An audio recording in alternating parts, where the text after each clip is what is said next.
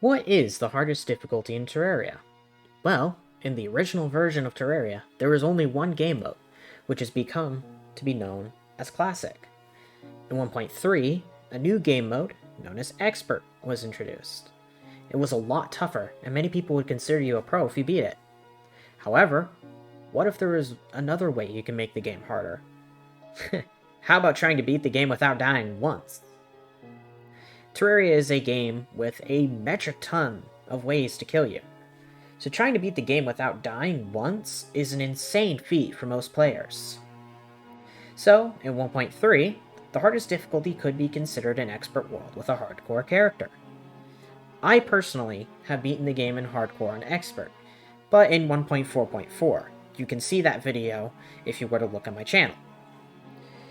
But, what other things did Terraria add in 1.4? Well, Master Mode and the Further Worthy Seed.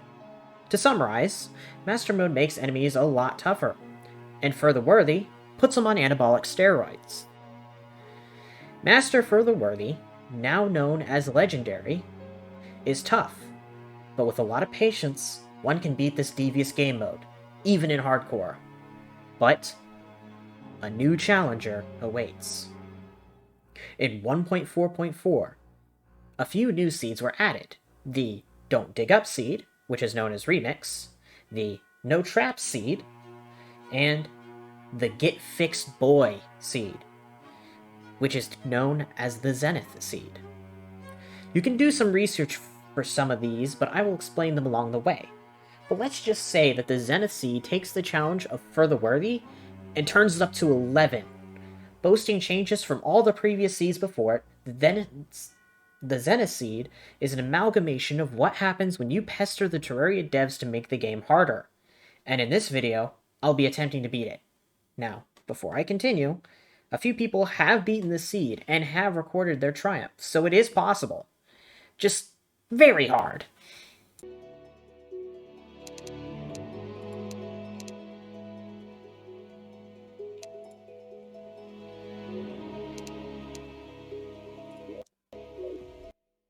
Alright, so when you first spawn in, you're going to see that there's a ton of NPCs that are with me at the beginning. This is a feature of the Celebration Mark 10 seed. The NPCs in question include the Princess, the Steampunker, Tax Collector, those various ones. Oh, and you can also see the cute little slime. Now, be sure to pet your cute little slime before you go off to your death, and our first objective here is to gather food, because this seed is on the constant, which means you're constantly going to need to watch the corner of your screen to make sure you're not literally starving to death. So how do we do this? Well, I'm going to be traveling the scale of the safe portion of this island, and just going to be thwacking the trees there. The trees have a chance of giving you some spicy peppers and some pomegranates, so you want to hit as many trees as you can before you proceed to the next area.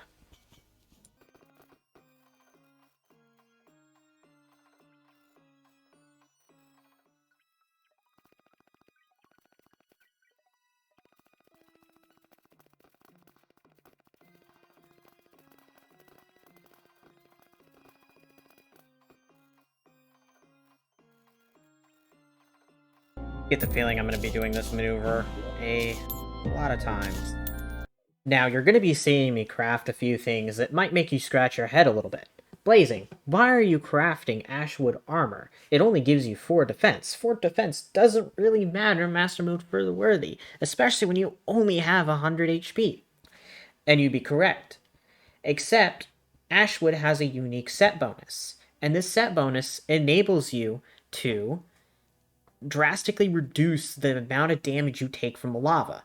Now, lava in this seed, its damage has been increased dramatically. It has been increased to about 300, which I don't think I need to tell you is very painful.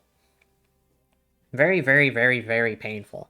And so, I'm going to be crafting a bunch of Ashwood stuff. Now, I have a bunch of Ashwood, so I'm not really worried about really supply. As a matter of fact, you might see a few instances of me trying to go for better reforges with my gear. Now, admittedly, I do craft a bow here, but it's not going to be very useful because you can't really get arrows down here. You can only get arrows in the second layer, which, let me go over the second layer for a little bit. So the second layer of the Zenith Seed is a mushroom biome. It's this huge mushroom biome with crispy honey blocks, and these crispy honey blocks behave like hellstone. So they behave like bootleg hellstone in the essence where whenever you break them, they have a chance to drop lava. So, in order to get past the second layer of this cake of infested parasites, you have to basically become a lava plumber. And if you fail, if you touch lava once, there's a pretty high chance you're going to die, even in the Ashwood armor. You'd basically need a campfire and a chair, and then you sit your happy little bum down and then pray you don't burn to death, essentially. Like, that's your only real chance of survival. And it's not even guaranteed. So, that's fun.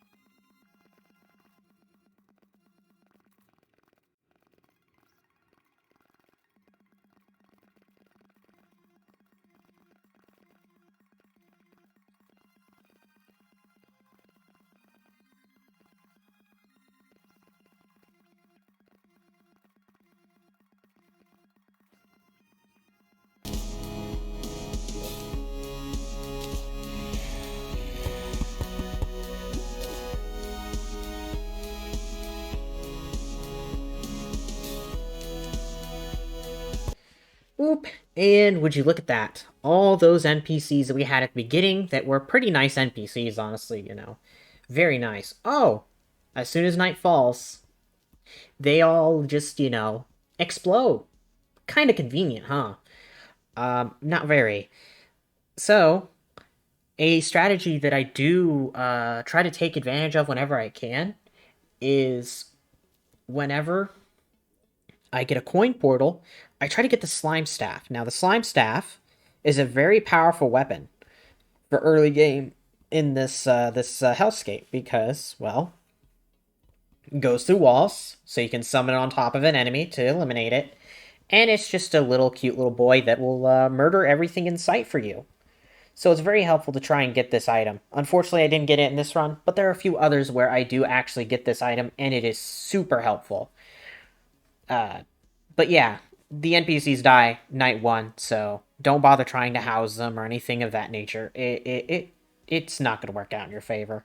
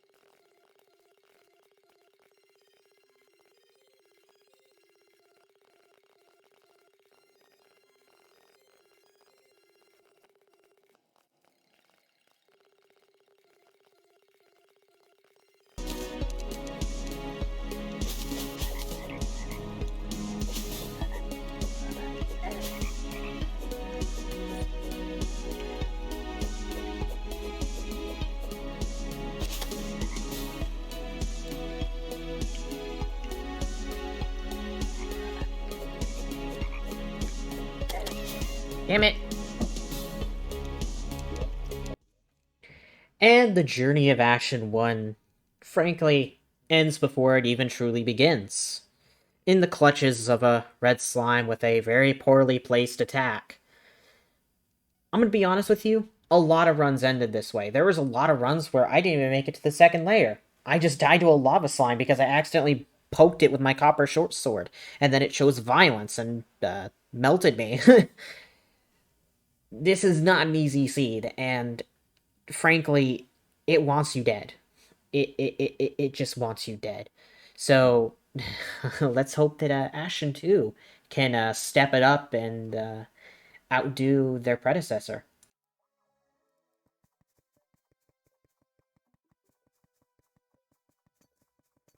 And side note regarding these nice little beginning things.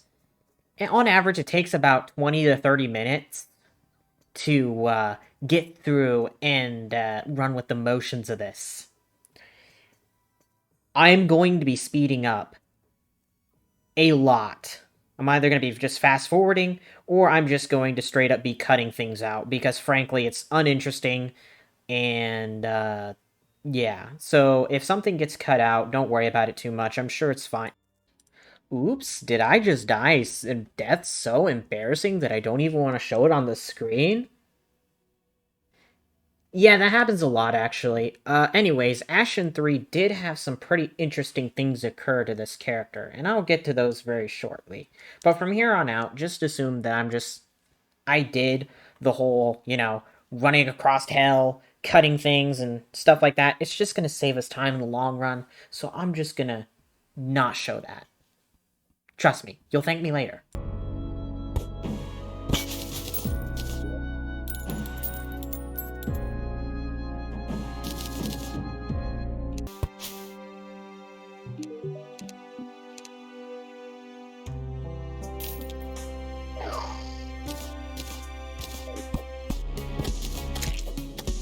What?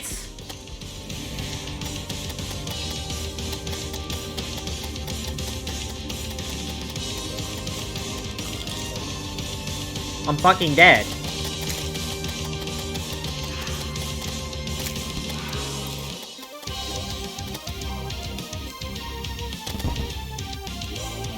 No, I'm not dead. How was I supposed to survive that? So, you're probably wanting a bit of an explanation for that. And I do actually have one. You see, whenever you start on this world, the inner thirds of the world is actually considered the outer two-thirds. Now, if you don't know what that means, I'll break it down to you. Basically, Goblin Scouts can spawn, and whenever you kill a slime, King Slime actually has a chance of spawning. It's a pretty small chance, but it can happen. Does that sound like fun to you? Oh, it's absolutely boatloads of fun. It definitely wasn't the cause of a lot of pain and suffering. In this instance, I just quit to the main menu and just forced it to despawn because there's literally no way I could win that fight. I have a little baby slime and a wooden sword. There's not really much I could do to win that fight, and I just viewed it as unfair, so I just decided, you know what, we're just going to save and exit and despawn it. I know some people are going to disagree with me in this regard, but don't worry, I will have a nice little treat for those viewers down the line.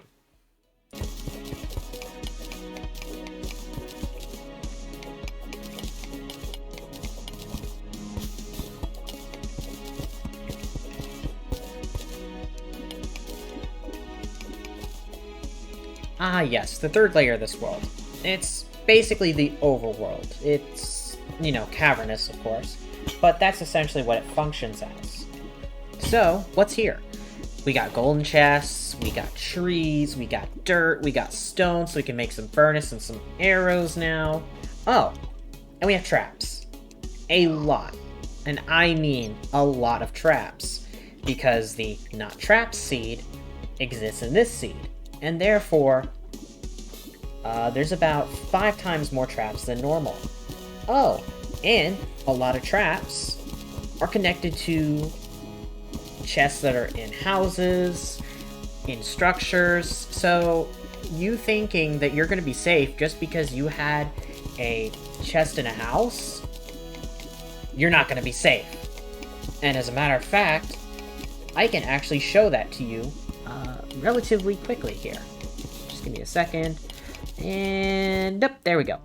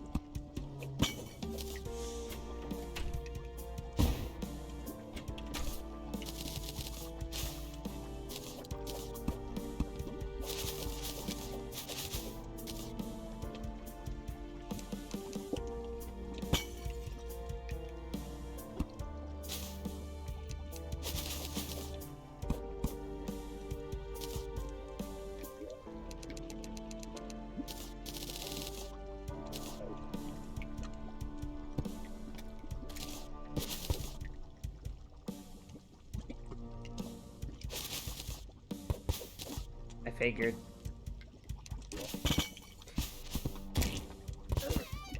God damn it! Oh, I didn't realize it was a full-on complete dead man's chest. I thought it was just one that was hooked up to an explosive. Damn it! And yeah, so you're probably wondering what happened there. So boulders in the no trap seed, and I think this one as well, they can split upon contact with the wall. So they'll split into tiny little boulders that do the exact same damage, because that totally makes sense, right? So, yeah, I died to a mini boulder, which is funny, because I didn't realize it was a dead man's trap, and I just thought it was an explosive one. And the, bombs that spawned and whatnot had just spawned just perfectly, just so that one of those little boulders could hit me and kill me. Some real Final Destination kind of stuff, am I right? And I encountered a lot of these issues with these kinds of worlds. But you'll have to see that later for part 2. This is just going to be a part 1. I have a few more runs that I have yet to upload, but I figured I wanted to get this out now because I haven't uploaded in a bit, and that One King Slime video that I posted really took off. So thanks again for that, and part 2 soon. Peace.